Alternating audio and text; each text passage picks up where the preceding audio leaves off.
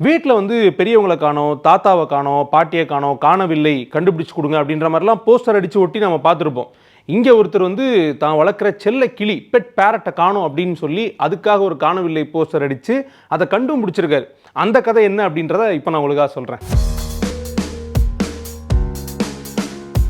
பிரபல diary product நிறுவனம், அதாவது பால் பொருட்கள் உற்பத்தி நிறுவனமான மில்கி மிஸ்ட் நிறுவனத்தினுடைய ஃபவுண்டர் அண்ட் எம்டி சதீஷ்குமார் அவர்கள் வந்து வீட்டில் வந்து ஒரு பெட் பேரட் வளர்த்துட்டு வந்திருக்காரு. அது சாதாரண கிளியெல்லாம் இல்லை, ஆஃப்ரிக்கன் கிரே பேரட் அப்படின்ற ஒரு இனத்தை சேர்ந்தது.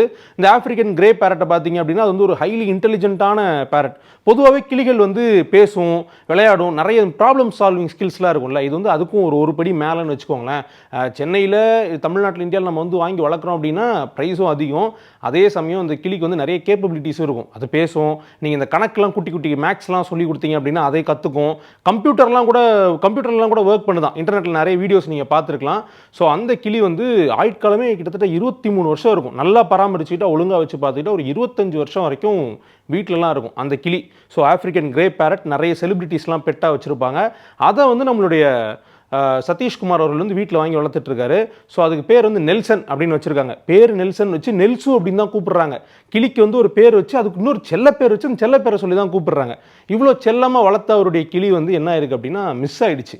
ஸோ அவர் வந்து யோசிக்காமல் டக்குனு கிளியை கண்டுபிடிச்சே ஆகணும் அப்படின்னு சொல்லி ஒரு காணவில்லை போஸ்டர்லாம் அடித்து கண்டுபிடிச்சி கொடுங்க அப்படின்ற மாதிரி போட்டிருந்தாரு. அது வந்து வெளியே மற்றவங்களுக்குலாம் ஸ்ப்ரெட் ஆகிறதோட இன்டர்நெட் மூலமாக அதிகமாக ஸ்ப்ரெட் ஆகும்ல. ஸோ சோஷியல் மீடியா மூலமாக நிறைய ஸ்ப்ரெட் ஆகிடுச்சு.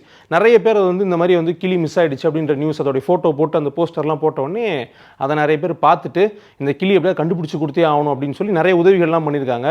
ஒரு வழியாக அந்த கிளியை கண்டுபிடிச்சி அவர் கூட சேர்த்துட்டாங்க. கிளியை அவர் கண்டுபிடிச்சிட்டாரு. எங்கள் வீட்டில் நான் காணாமல் போனாலே இவ்வளோ முயற்சிலாம் எடுப்பாங்களான்னு தெரில. ஆனால் அவர் வந்து அவ்வளோ முயற்சி எடுத்து அந்த கிளியை வந்து அவர் கண்டுபிடிச்சிட்டாரு.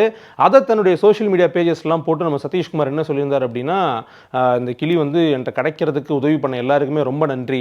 இவன் வந்து சாதாரண ஒரு கிளி கிடையாது, எங்கள் வீட்டில் ஒருத்தன், எங்கள் ஃபேமிலியில் ஒருத்தன். ஸோ ஃபேமிலி மெம்பர் தொலைஞ்சு போனால் எப்படி இருக்குமோ அதே மாதிரி தான் அந்த கிளி தொலைஞ்சு போகும்போது எனக்கு இருந்துச்சு அப்படின்னு சொல்லி அவர் பகிர்ந்திருக்காரு. என்ன ஒரு நெகிழ்ச்சியான விஷயம் இல்லை. யூஸ்வலாக வந்து நம்ம வீட்டில் வளர்க்குற பெட் அனிமல்ஸ் மிஸ் ஆகிடுச்சுன்னு வச்சுக்கோங்களேன், நம்மளால் ஜீர்ணிச்சிக்கவே முடியாது. வெளிநாட்டில் வந்து ரொம்ப சகஜமாக நீங்கள் வந்து இந்த பெட் அனிமல்ஸ் மிஸ்ஸிங் போஸ்டர்லாம் பார்க்கலாம். நம்ம ஊரில் நாய்க்கோ பூனைக்கோ போஸ்டர்லாம் அடித்தோன்னு வச்சுக்கோங்களேன், நிறைய பேர் கேலி கிண்டல் பேச ஆரம்பிச்சிருவாங்க. ஏன்பா மனுஷனுக்கே இந்த நிலைமை அப்படின்ற மாதிரிலாம் இந்த புரணி பேசுகிறவங்களாம் ஆரம்பிச்சிருவாங்க. ஆனால் யோசிக்காமல் தன்னுடைய செல்ல கிளி மிஸ் ஆன உடனே அது உடனே காணவில்லை போஸ்டர் அடித்து அதை கண்டுபிடிச்சி வீட்டுக்கு திரும்ப கூப்பிட்டு வந்திருக்காரு நம்மளுடைய சதீஷ்குமார் அவர்கள். ஸோ நீங்களும் உங்கள் பெட் அனிமல்ஸை பத்திரமா பார்த்துங்க. மெயினாக நீங்கள்லாம் வந்து இந்த கிளியும் அவர் ரீயூனைட் ஆகிற வீடியோ அவர் ஷேர் பண்ணியிருக்காரு சோஷியல் மீடியாவில். அந்த வீடியோ நீங்கள் பார்த்தே ஆகணும். பார்த்தீங்கன்னு வச்சிங்களேன், அடுத்த ஜென்மத்தில் இந்த கிளியாக பிறக்கணும்னு தான் எல்லாருக்கும் தோணும். நீ பிடிச்சிட்டோம் பார்த்தியா, உனக்கு பிடிச்சிட்டோம் பார்த்தியாடி.